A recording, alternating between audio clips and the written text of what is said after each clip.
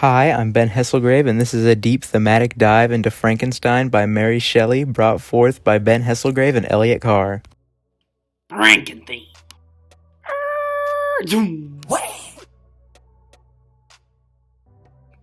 Hi, I'm Elliott Carr.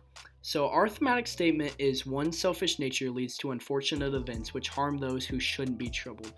So basically our theme is just displaying how Victor's selfishness in creating the creature affects those around him who shouldn't have been troubled with it in the first place.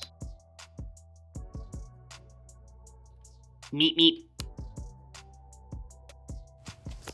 For our quote, we chose from page 68. Justine also was a girl of merit and possessed qualities which promised to render her life happy. Now all was to be obliterated in an ignominious grave, and I the cause. Zoop zoop zoop.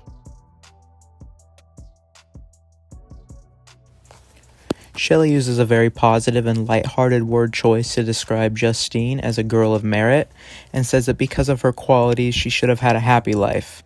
And then in the latter half of the sentence uses a very dark and negative word choice describing Victor, using words like obliterated and ignominious grave, which in the context is used to associate with death and shamefulness due to him reviving the dead and being the cause of one's death.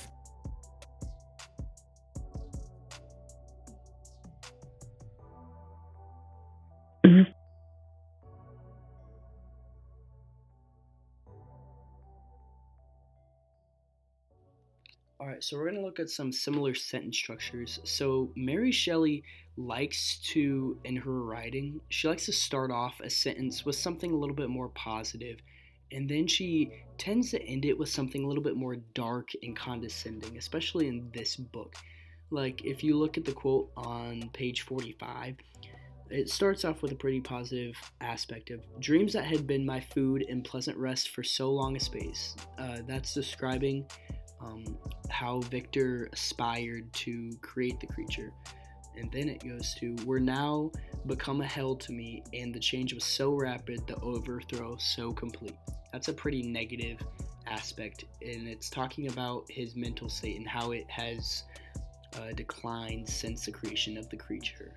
And that is found to be prominent in all three of these quotes, where they all started off with the positive, which is represented by the blue text, and then they end in the negative, which is represented by the magenta text.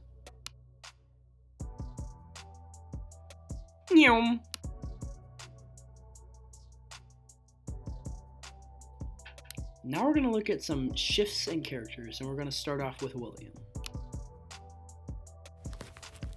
Alright, so here we see the quote, William is dead, that sweet child whose smiles delighted and warmed my heart, who was so gentle yet so gay.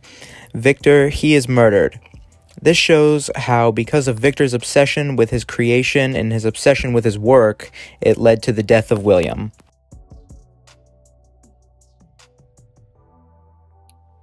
Alright, so the next character we're going to look at is going to be Justine. So, this quote that we chose is, I do not fear to die, she said. That fang is past. God raises my weakness and gives me courage to endure the worst. So basically, this quote is just saying how Justine has accepted the consequences, which she is not aware of, but they directly stem from Victor's creation of the creature, which is a great example of his selfishness.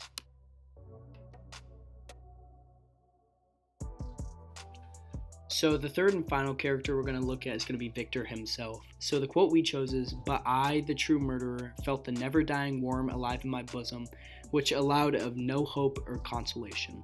So basically, this quote is just saying how Victor's direct selfishness is just directly affecting him and those around him, and how his mental state is just dropping as he feels that he is entirely responsible for William's death and the upcoming death of Justine.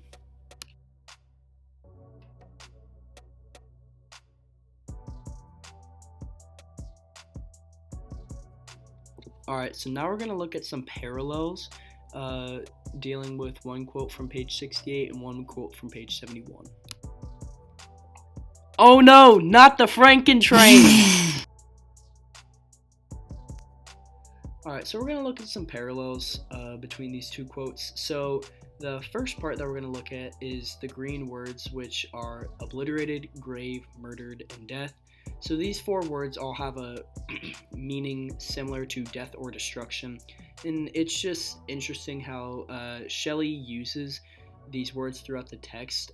This book is very heavy with those kind of words. And it's just interesting to see how after the creation of the creature, this book becomes very death heavy, as you can see in these two quotes.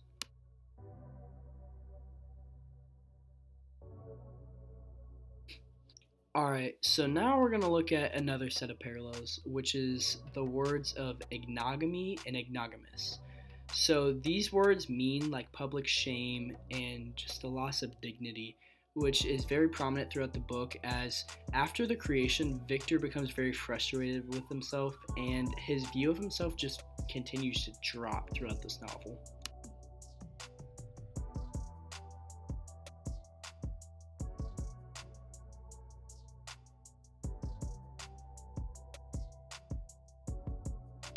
Alright, so now we're going to look at some literary elements concerning our quote. Clink, clink, clink, clink. Here in the quote, Shelley starts with a more lively, lighthearted tone, talking about the positive qualities of Justine. And then after the semicolon, Shelley makes a turn into a more depressing, deathly tone to talk about Victor, using the words such as obliterated and ignominious grave, just to show how horrible the situation has become due to Frankenstein's selfishness. Alright, so now we're going to look at the element of the motif. And the motif we're specifically looking at is death and destruction. So we're looking at the words obliterated and ignominious grave. So all three of these words just have meanings of death, and death is very prominent throughout the novel of Frankenstein. And it's a motif that Shelley continues throughout this book. So the literary element we're going to look at this time is foreshadowing. So the part that's highlighted is now all was to be obliterated in an ignominious grave. So this is foreshadowing Justine's upcoming death due to Victor's selfishness and his creature murdering William, which ended up framing her for a death trial. We see here the contrast between Justine and Victor, where Justine is a very lively, happy girl who couldn't have murdered someone and shouldn't have been convicted. And then we see how Victor is the bad guy in this, where the quote says, obliterated and I the cause, showing how his selfishness led to all this and how he is the reason for everything that has happened at this point in the story. So all that's going to lead us back to our thematic statement of one's selfish nature leads to unfortunate events which harm those who shouldn't be troubled.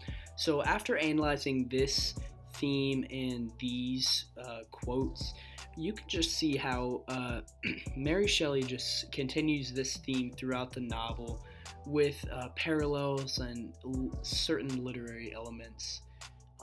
And she just shows character changes as well after Victor's selfishness in the beginning of the book.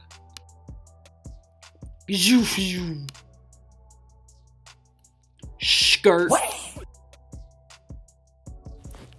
Here are our sources. Bye bye, plug.